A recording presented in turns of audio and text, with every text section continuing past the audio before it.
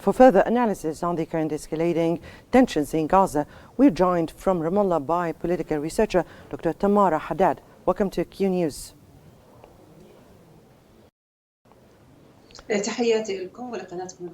Thank you very much. You're most welcome. Thank you so much. And in your opinion, why do the occupying forces repeatedly return to certain areas in the Gaza Strip despite having previously withdrawn from them?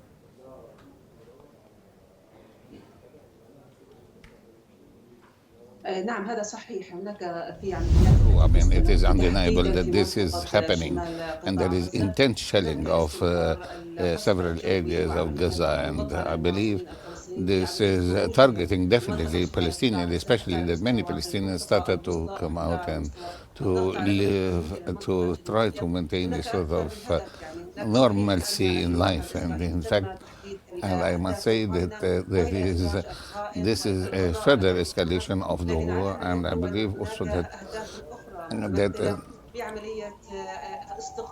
this is some sort of adding further pressure on the Gaza Strip, both militarily and in the daily living of civilians there. This is directly affecting the civilian population, the Palestinian civilian population,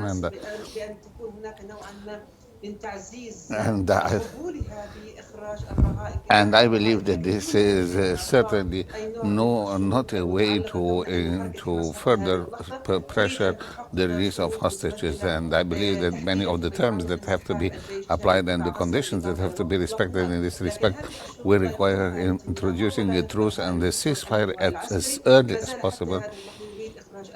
But unfortunately, without the release of hostages, nothing will mean that the escalation of the military assaults will increase.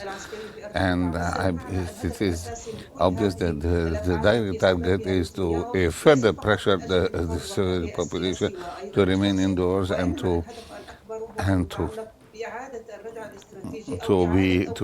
this is certainly affecting the strategic far the assault and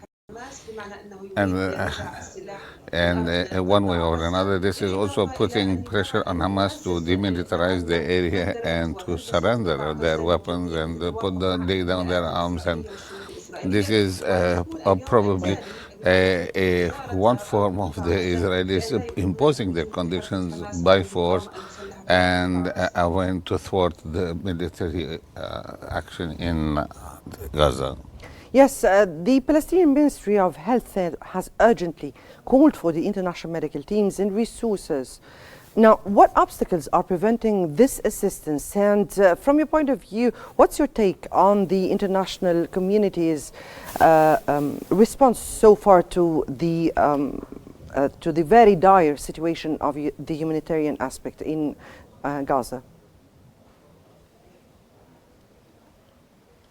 It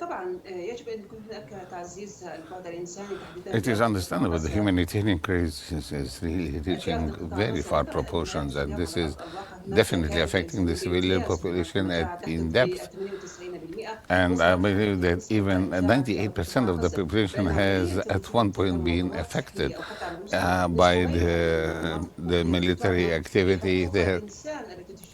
There is a frank violation also of human rights, and these people are in need of humanitarian aid, and any form of aid practically has to reach Gaza.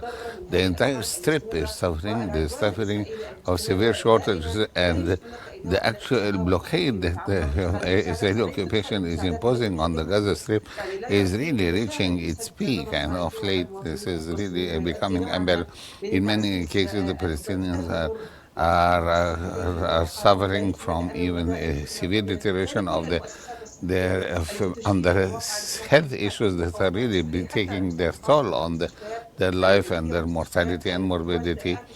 And I must say the hospitals are incurring much of the brunt of the result, and it is obvious that such a call for help should be warranted, given that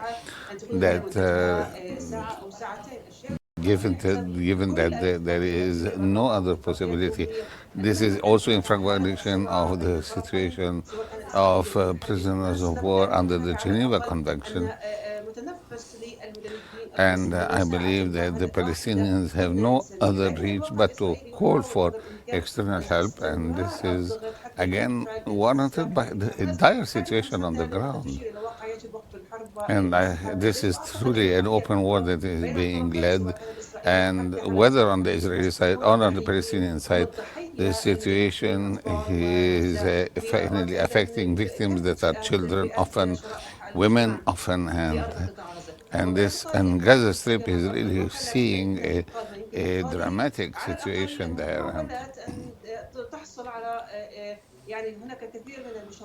there are also a lot of side talks that are trying to impose a truce or a ceasefire, and I believe that this is truly very important, at least to save the humanitarian situation on the ground, and at least to ensure some sort of safer haven in the near future, so as to allow the humanity to be restored to the entire strip. This is a humanitarian situation that is really beyond description, and again, I have to say that it's a natural cry for help that is issued from the Palestinian side, and and I hope that people respond to this at least positively.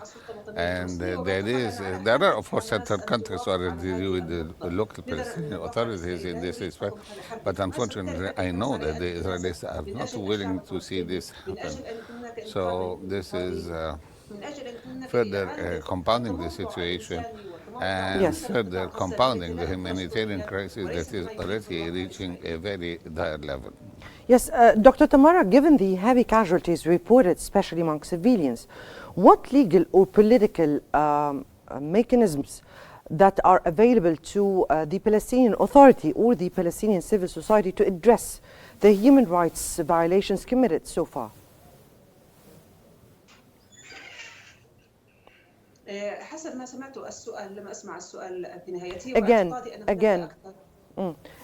Again, let me here repeat the question.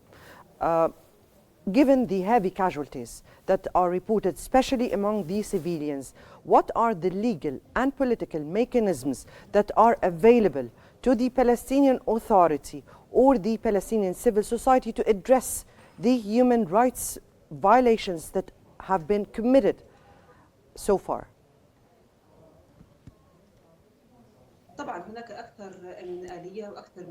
Mechanisms are plenty. You can you have to understand the situation on the ground in Gaza is in frank violation of international law, and that in itself is something that is flagrant and it needs proof. I mean, so it is important that people should understand that the humanitarian side needs and requires very fast active action, very action on the ground and at a very broad level, so as to make sure that the entire Gaza Strip is covered by this humanitarian aid.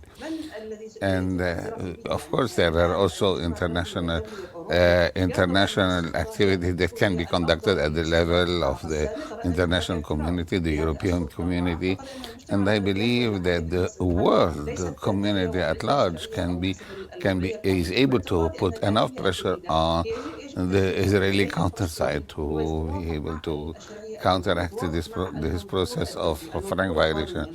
But I must say the scene, as I can see it, is again a frank violation of international law and a frank violation of plain human rights, and maybe reorganizing the situation from within may be required, but that will require certainly some cooperation on the Palestinian side, which I'm sure that they will never delay in doing. But the Israeli insistence upon not providing any mechanisms that can help this is certainly compounding the problem. And the Palestinians in the Gaza Strip are really in intense suffering. Your point is very clear here, Dr. Tamara, and Dr. Tamara Haddad, political researcher. We thank you so much for your insights and thank you for being with us.